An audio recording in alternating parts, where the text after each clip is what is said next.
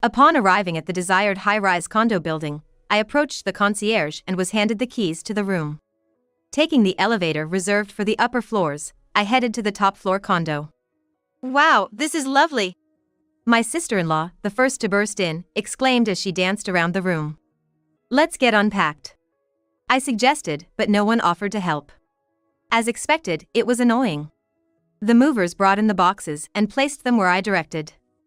I started unpacking alone. I'll take the master suite. The daughter-in-law gets the storage. My in-laws decided without my input, but I ignored them and continued working. What a lovely place. Perfect for a final home.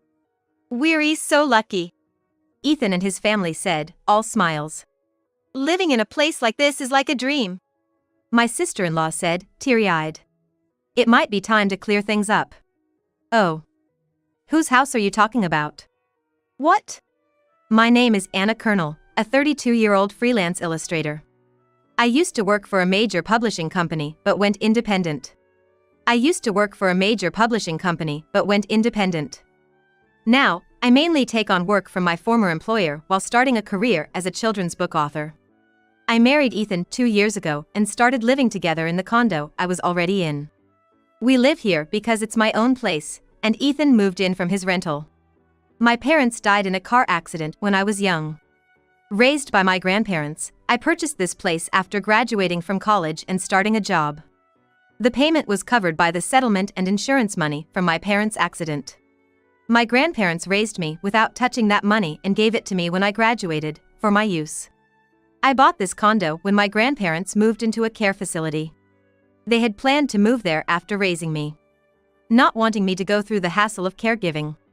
After some thought, I chose this condo because it was convenient for work and visiting my grandparents' facility. They suggested I use the money for something else, but this felt like the best use to me. I've lived here for nearly 10 years now. About the same time I spent with my parents and then with my grandparents.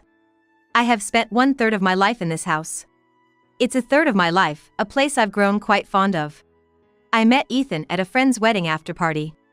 He was a colleague of my friend's husband. At a friend's wedding after party, I met a bunch of people around my age, and we formed a group that started hanging out together. Eventually, some couples formed within the group, and a few even got married. Ethan and I were one of those couples.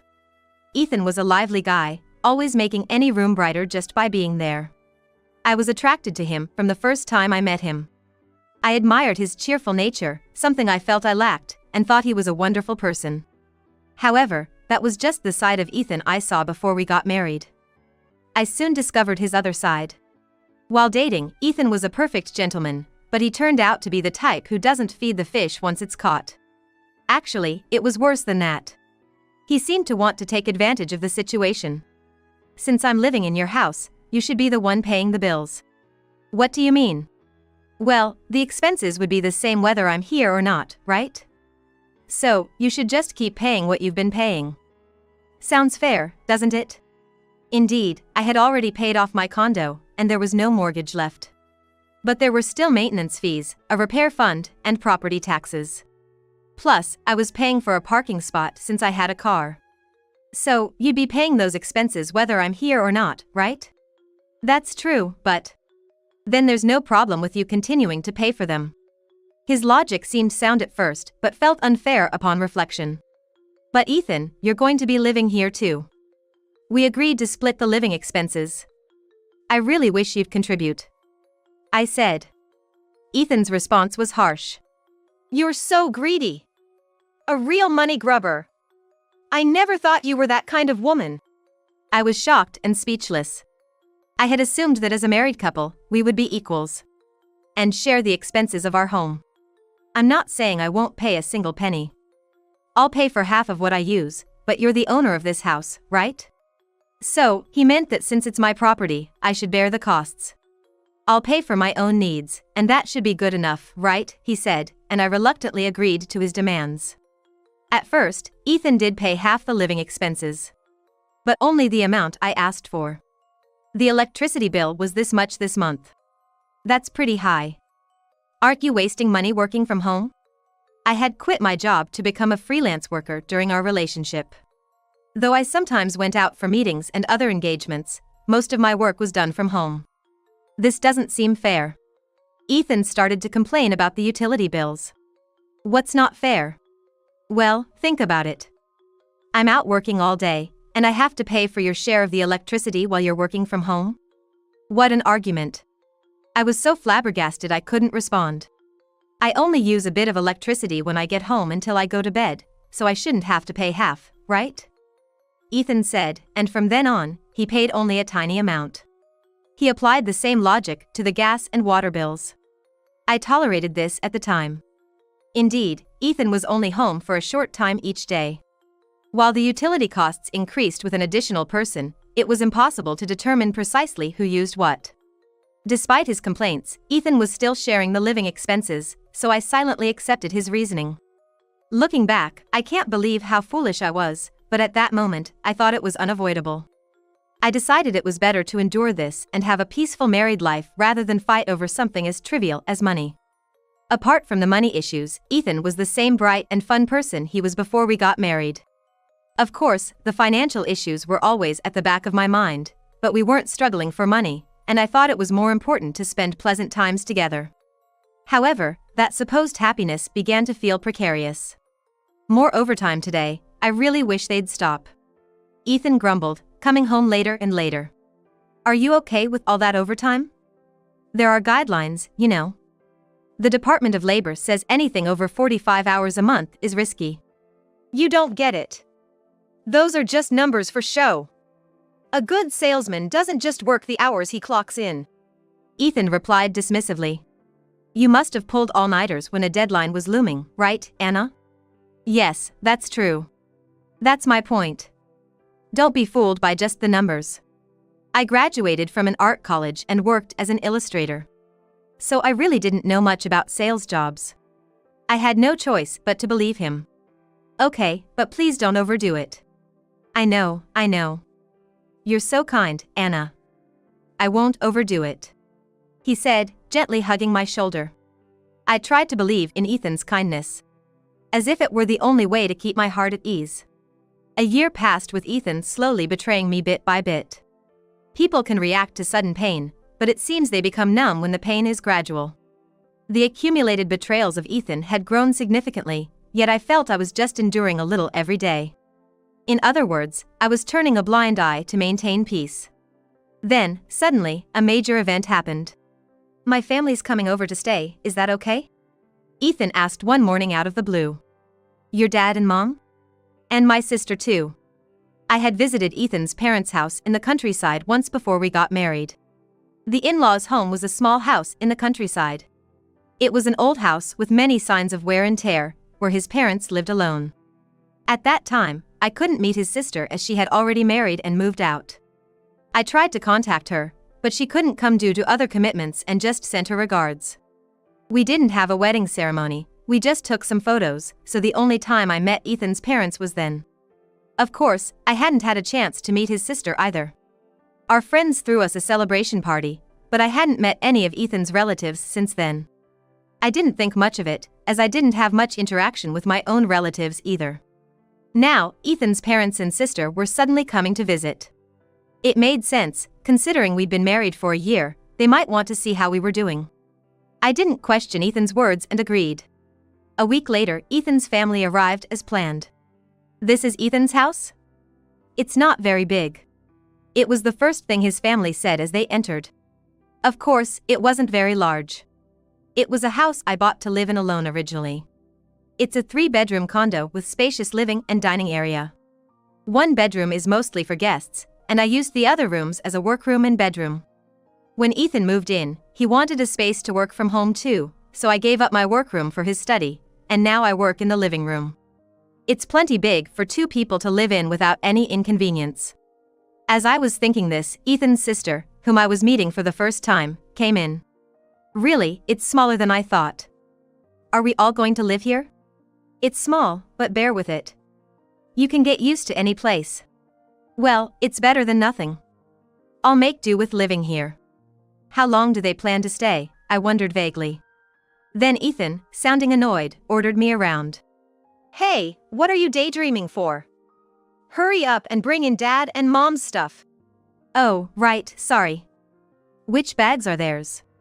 I expected something like overnight bags, so I looked inside the entrance but found nothing. What are you looking at? They're outside. In a panic, I looked in the hallway and saw about 10 cardboard boxes stacked up. Cardboard boxes for a visit to their son's house? I didn't understand, but leaving them in the hallway would inconvenience other residents. Fortunately, none of the boxes were too heavy, and I managed to carry them all into the living room by myself. Our living and dining area is quite spacious, so although it was crowded, I managed to find space for the boxes. During this time, Ethan and his family were sitting and talking. Once you're done with the bags, make tea. Hurry up, everyone's tired. I couldn't think straight in such a situation and just reacted to Ethan's words. Really, what an inconsiderate wife. I'm worried about the future. I'll sleep in this room, his sister declared, claiming our bedroom for herself while I was making tea. That's fine, I'll sleep with Mom and Dad in the guest room. It'll be nice to sleep with Ethan again after so long. Just like old times. Ethan and his family acted as if I didn't exist, enjoying their family time. In our house, there's only the master bedroom, the guest room, and what's now Ethan's study, originally my workroom. I wonder where I'm supposed to sleep. And how long will this kind of living go on? It seems humans can't think straight when faced with situations far beyond their usual reality. While I stood there dumbfounded, everything had already changed. The next day, or rather, the moment Ethan's family barged in, the worst kind of living began. Hey, isn't the food ready yet? I'm sorry, I'm preparing it now. You're really slow. I don't know how Ethan puts up with a wife like you. Ethan's family just lounged around the house all day, doing nothing. And treated me like a servant. At first, I thought it was just a matter of enduring a few days, putting on a good wife act. But as I overheard Ethan and his family's conversations, I realized this was intended to be permanent, and that woke me up. Here's the summary of what I learned. Ethan's family had fled from their hometown. The reason was that Ethan's sister had returned home after a divorce. The cause of the divorce was her infidelity. She had affairs with several people, and it all came out. She was being sued for alimony by her ex-husband and the wives of her lovers, and they had to flee here because they couldn't afford to pay. Ethan had told me his family's house was owned by them, but that was a lie. The house originally belonged to his mother's parents, where they lived. Ethan's parents, who had no means of supporting themselves, moved in, and after his grandparents passed away, they just stayed put. The real owner was Ethan's mother's brother, who had been asking them to leave for years, but they stayed, claiming residency rights. Ethan's uncle had his own house and, despite wanting them out, couldn't bring himself to forcibly evict his sister's family. But when Ethan's sister brought home a mountain of alimony debts, his parents decided to sell the house to get money. That was the last straw for Ethan's uncle, who threatened legal action, so they grabbed what they could and fled to our house. Those 10 cardboard boxes they brought, the ones I struggled to bring into the house the day they arrived, that's all they own. I don't know, nor do I want to know what's inside, but it's clear there's nothing of significant value. In short, Ethan's family is penniless. And has rolled into our house planning to leech off us indefinitely. Ethan, miraculously, was the smart one in the family. He was good at studies, received scholarships, and graduated from college. To an outsider, he wouldn't seem part of such a family.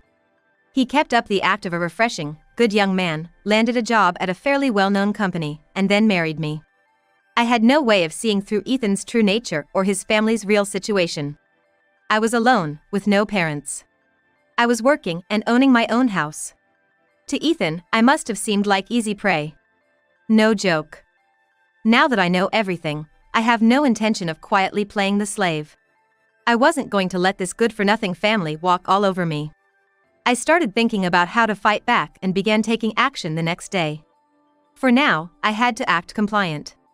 I couldn't let Ethan or his family catch on to my plan. I'd let them think they had the upper hand and then strike when they least expected it. Just as they had suddenly shown up at my house, I would take sudden action too. I continued to nod along to whatever Ethan's family said, and about a week later, Ethan's sister approached me with a demand. "Give me some money," she said, thrusting her open hand forward. Such a straightforward approach to mooching. I was furious, but I had decided not to resist for now. I handed her a few bills. That's it? Don't you have more? I'm sorry, I didn't expect this and don't have more on me. Then just give me your card. No way. If I gave her my card, there's no telling what she would do with it. I can't lend you my card. I'll withdraw some money from the bank tomorrow, please wait until then. I somehow managed to silence the complaining family with this promise. I had no intention of ever giving them my card. That night, Ethan complained about it when he got home. You could at least lend them your card. You're really greedy. I couldn't believe his audacity, but I had my reasons, so I apologized. I'm sorry. I thought it might cause problems if something happened. What do you mean something? Well, if your mom and others get arrested for misusing a card under a different name, it would be scary. Ethan seemed satisfied with this explanation. Then make them a family card. I'm counting on you. Okay, I understand. I agreed, but of course, I had no intention of doing so. About a month later, Ethan asked about the family card. His family must have pestered him because they were tired of asking me for money and wanted the card quickly. I'm sorry, but it seems I can't make one. I feigned disappointment. I hadn't applied for a family card, and I wasn't disappointed at all. Why not? They say your family is only considered relatives, not immediate family, so they can't approve it. Apparently, it doesn't work since they're only living here temporarily. Ethan's family had just moved in without any formal process. They haven't transferred their residency, so it's not considered a permanent living situation. I see. Ethan seemed to have no choice but to accept this. Well then, they can just transfer our residency. No kidding, we're going to live here for a while anyway. Go take care of the paperwork right away. They demanded of me, as if I were their servant. About that, I think this house is a bit too small for us to live in permanently. You know, you might be right. Maybe that's why Ethan hasn't been coming home much lately. I added, noticing Ethan looking a bit annoyed. I've been staying at a hotel because of all the late night work. Oh, that must be tough, thanks for your hard work. So, I was thinking, why don't we move out of this house? Ethan and his family were shocked by my suggestion.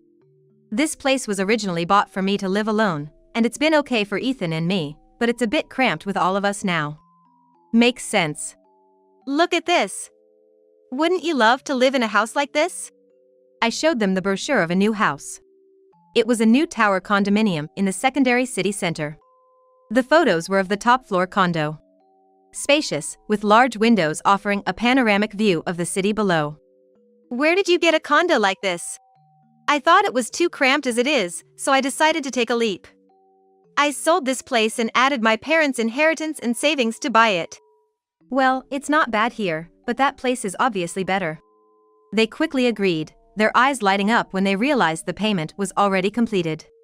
Not bad thinking for once. I'm starting to respect you.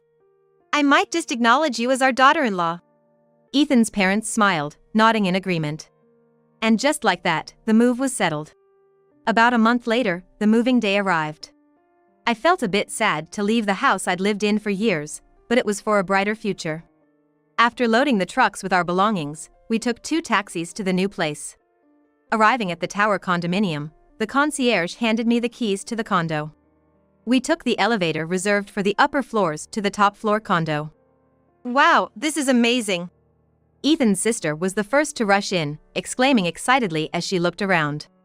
Let's get unpacked. I suggested, but nobody offered to help. As expected, it was annoying. The movers brought the boxes to the designated spots, and I started unpacking alone. I want the master suite. The daughter-in-law gets the storage. Ethan's family decided, but I ignored them and continued working.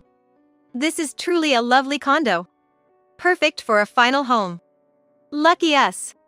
Ethan and his family said to each other, all smiles. Living in a house like this is like a dream. Ethan's sister said tearfully. It seemed like the right time for the big reveal. Huh? Whose house are you talking about? What? It was the perfect moment to bring them back to reality. Why would you think you're living here? What do you mean? It's our new house. We're obviously going to live here. What? I feigned surprise. This isn't your house. I bought this house to live with my grandparents. You asked if we wanted to live in a house like this. Ethan's sister started to make a scene. Yes, I did ask that, but I only asked if you wanted to live here. I never said you could. Exactly as I said, I never mentioned living together. Who would want to live with these people forever? So, you all need to leave this house now. I'm the owner, and I'm telling you to leave before things get complicated. Please just go quietly. No way! Ethan stomped his feet in anger. You're supposed to just listen to me. My family and I will live in this house. If you don't like it, you can leave. Yes, get out. That's right. They all chimed in, trying to force me out. I contacted the concierge directly through the in-house intercom. Sorry to bother you, but there are some strange people in my house refusing to leave. They're even trying to kick me out, the resident. Please come quickly. As I finished speaking, a siren blared inside the room. What's that? So loud. Turn it off right now. The security guards arrived promptly, befitting a high-end condominium. These are the building's security guards. If you don't leave now, I'll have to call the police. When the guards asked what was happening over the intercom at the entrance, Ethan's family started to panic. They realized I wasn't lying.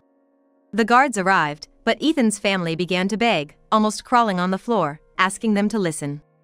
I decided to hear them out, curious about what Ethan had been telling his family. Apparently, Ethan had described me as a pitiful woman with no relatives, saying that I couldn't live without him and that he was just letting me stay in the room so I can use it freely, just like a housemaid, Ethan told his family. I decided to show some mercy to his family who had given me valuable testimony. Actually, every time I gave them money, I made them sign a paper with the amount, essentially creating a promissory note. I need evidence that I've given the money to Ethan. Otherwise, I get scolded. If you sign, I can give you as much as you need. Believing they'd get more money if they signed, Ethan's family readily agreed, providing me with proof of how much I lent them. I had planned to collect from his family, but realizing they couldn't possibly pay it back, I decided it was better to collect from Ethan and evict them from the condo. Thanks to you, I've been helped a lot. If you leave now, I'll consider this as never happened. But if you come back, I'll make you pay everything. I waved the promissory notes at them, and they finally gave up and left. I'm Anna's husband. I have a right to live here. I won't leave. Ethan was the only one who refused to budge. If he wanted to talk that badly, I was ready. Fine, let's talk. But if you try anything funny, I'll call them right back. I thanked the guards and sent them away for the moment. Why are you doing this? You hate my family that much? Of course. They just barged in here out of the blue, treating me like a slave. I sharply told Ethan. Fine. I'll tell my family to leave, but I can stay, right? He was willing to abandon his family just to stay here himself. What a terrible man. No, you're leaving too. Why? We're married. I presented Ethan with a file. What's this? He turned pale as he looked through it. Such a lovely young lady. I hear you've been living with her half the week lately. It was evidence of Ethan's infidelity. Photos of him arm in arm with another woman, entering hotels together. Ethan had started seeing her right after marrying me. You were planning to leave me and live with her in this condo. That's a lie. Who would say such a thing? I turned on the voice recorder I was holding. The voice of Ethan's mistress filled the room, and he froze. The evidence had been gathered by a private investigator who approached the woman. He told her Ethan was married, and recorded what she said. She proudly claimed that once Ethan divorced me, they would live together in his condo. Ethan had told her that I refused to agree to a divorce and that he was tired of being bossed around by his family. The woman believed she was the only one Ethan loved, that his relationship with his wife was over. But when she realized she was talking to a private investigator, she panicked and started defending herself, claiming she had been deceived by Ethan, believing their marriage was truly over. She begged to be forgiven for the alimony, promising to tell everything. When the private investigator asked what to do, I told him to decide based on what she said. She ended up spilling more than we asked for, all of which was recorded. Turns out, so-called true love can be quite fragile. Got the evidence. Looks like this could lead to a hefty alimony. Ethan collapsed weakly to the floor. Your stuff has been sent to that woman's condo. You can live there from today. Now, please leave. I called the concierge again and had Ethan, still in a state of collapse, removed. As promised, I decided to spare the mistress from paying alimony. Her testimony had proven Ethan's malice. Thanks to her, I was able to get a substantial alimony from Ethan. It was more than enough even after letting her off. However, I did inform her parents and employer about the situation. There was no promise of silence, so it was fair game to talk. The mistress turned out to be Ethan's co-worker. They got close while working together. And it would have been a fine story if not for the marriage. I complained to the company about their employee training, as it led to my divorce. They apologized for their lack of supervision, made her resign under the guise of voluntary resignation, and demoted Ethan, transferring him to a subsidiary. The two had been lying about business trips to go to hotels and travel together. It was only natural they faced consequences for harming the company. Rumor has it Ethan's family is now actually living in that woman's condo. It's your fault this happened, take responsibility, they told Ethan and the woman, squatting in the condo they're living in. Ethan and the mistress had to take out loans to pay me the alimony. Now they're barely scraping by, paying off their debts. I guess she'll soon get tired of his family and kick them out. Ethan thought I was just a pitiful woman burdened with grandparents in a facility, but the truth was a bit different.